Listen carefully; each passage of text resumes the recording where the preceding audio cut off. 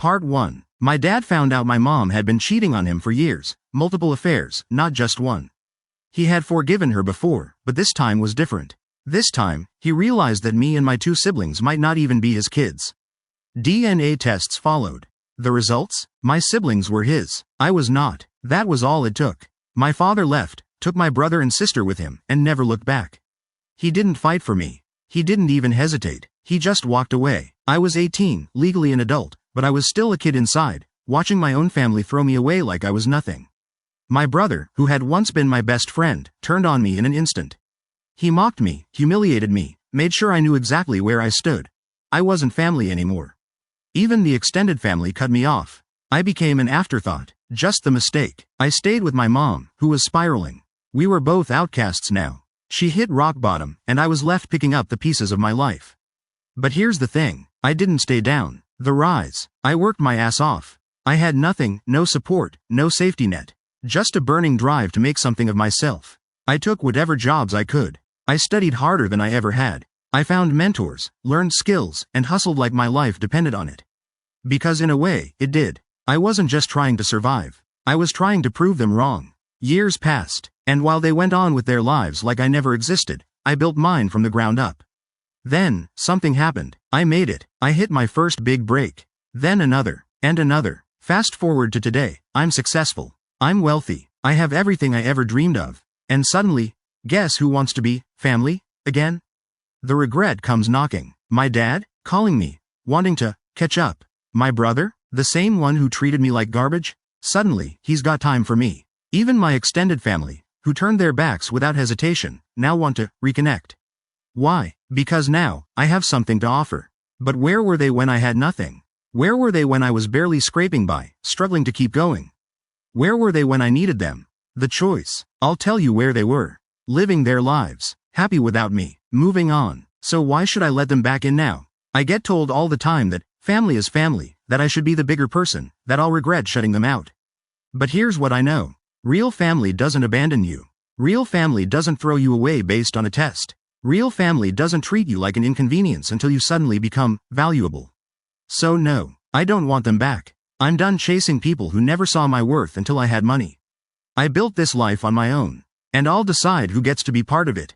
2. They left me when I was nothing. Now that I'm rich, they want back in. Part 2. Success doesn't change the past. It doesn't erase the pain of abandonment, the sleepless nights spent wondering why I wasn't enough for them, or the years of clawing my way up from rock bottom alone. But if there's one thing success does, it reveals people's true nature. Because when I was broke, I was nothing to them. Now, I'm suddenly worth their time. And that's what makes me sick. The apologies that mean nothing. At first, I ignored their messages. I left them on read, deleted their voicemails, moved on with my life. But they didn't stop. My dad texted me again and again. I know I made mistakes, but I miss you, son. Can we just sit down and talk? You'll always be my boy. I want to make things right. I almost laughed at the last one. I wanted to text back. Then why did you throw me away so easily? But I didn't. Because I don't owe him anything. Not my time, not my words, not even my anger. And then came my brother.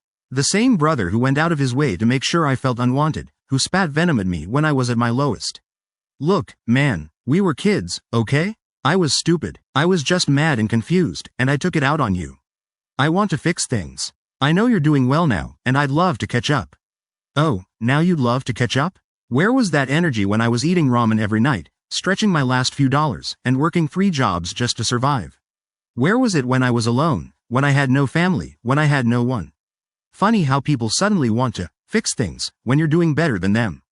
The family pressure. It wasn't just them. The pressure came from all sides. My extended family, the same people who whispered behind my back, who treated me like an outsider, started reaching out. Aunts, uncles, cousins. Even people who hadn't spoken to me in years suddenly acted like they cared. And then there was my mom. She forgave everyone. She welcomed my dad back with open arms, even went on a date with him.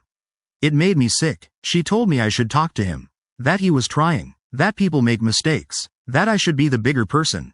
Bigger person? Where was that advice when I was struggling? When I was left behind? Now that I've made something of myself, I have to be the one to forgive? I have to make it easy for them? No, not this time. The confrontation. I finally gave in, not because I wanted to reconcile, but because I wanted to end it. I met my dad and brother at a fancy restaurant they picked.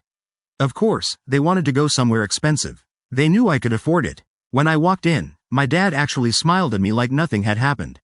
My brother clapped me on the back, laughing like we were old friends. And I just sat there, watching them, letting them talk. They told me how proud they were. Proud? Proud of what? They weren't there for any of it. Then they apologized. My dad swore he regretted everything. My brother said he had been a dumb kid and that he missed me. And finally, the real reason they wanted to meet came out. They weren't just here for me. They needed help. Dad had made some bad investments. My brother was struggling financially. And suddenly, it all made sense. It wasn't guilt. It wasn't love. It was money. They weren't here to fix things.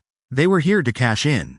The choice that changed everything. I let them finish. I let them lay it all out. Then I leaned back in my chair, looked my dad dead in the eyes, and said, "You made your choice 4 years ago. I wasn't your son then, so I'm not your son now."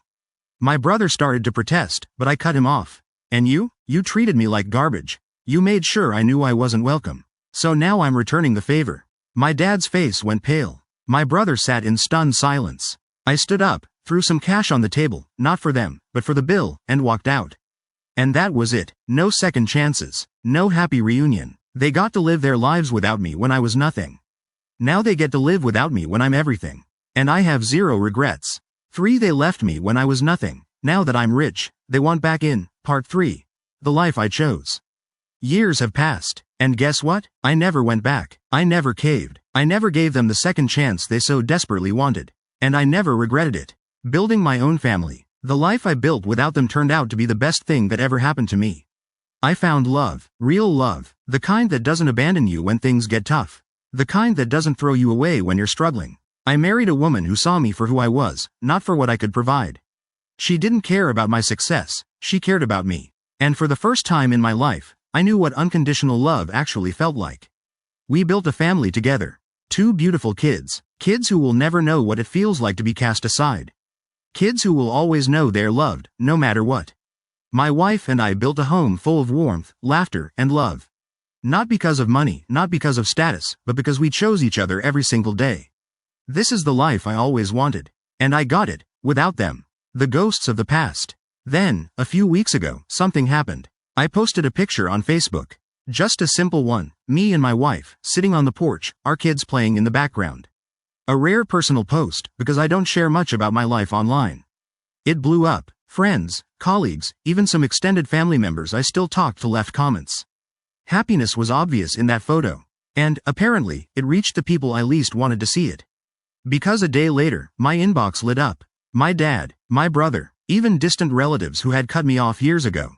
"Wow, your family is beautiful. I'd love to meet my grandkids someday. Bro, I see you're doing great. We should catch up. We're still family. Blood is blood." No, we are not. They had their chance at family. They had their chance to love me when I was at my lowest. They threw it away. The final closure. I didn't reply, not to a single message. Instead, I sat on my back porch, watching my kids chase fireflies in the yard. My wife sat beside me, leaning her head on my shoulder, and I realized something profound. I wasn't angry anymore. I wasn't bitter. I wasn't resentful. I just didn't care. And that's when I knew I had truly moved on. Because the best revenge isn't proving them wrong. It's not making them regret what they did. The best revenge is living a life so full, so happy, that their absence doesn't even matter. So I let them fade into the background, just like they did to me all those years ago. I turned my phone off, kissed my wife, and ran into the yard with my kids, laughing as I scooped them up in my arms. This is my family, the one I chose, the one that chose me back. And that's all I'll ever need.